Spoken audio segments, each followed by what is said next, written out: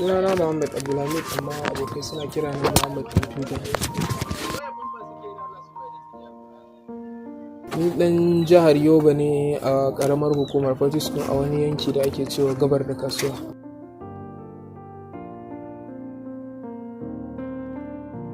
Abin da ya ja hankali na yi wannan abun shine yanayin wuta a jiharmu da kuma yanayin tsadan man fetur. Lokaci yayi da mun shiga cikin wani yanayi na tsadan man fetur da kuma karancin wutan nefa, so abubuwan sai suka haɗu suka zama biyu. Shine muka yi tunanin to ta yaya za mu sauƙaƙa wa kanmu hanyar da za mu samar da abin da zai rage mana yawan shan wannan man fetur, ko kuma ya zai zama dai haka yadda zai rage mana shan man fetur.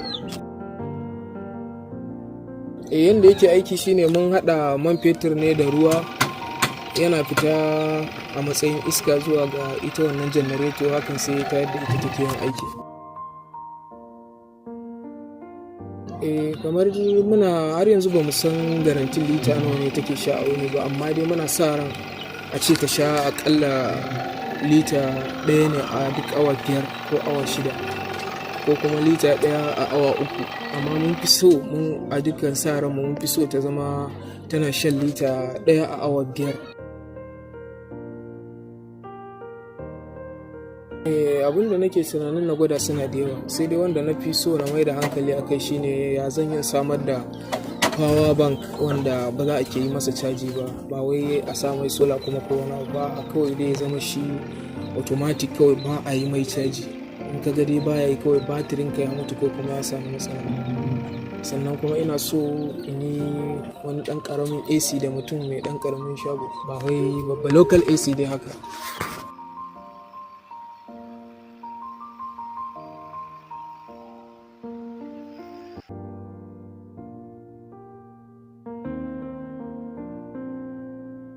Shawarar da nake so in ba wa matasa shine yanzu muna wani duniya ne da ba duniyan ka cika ƙoshi ka kwanta ba, duniya na tunanin da me zan amfani duniya ne.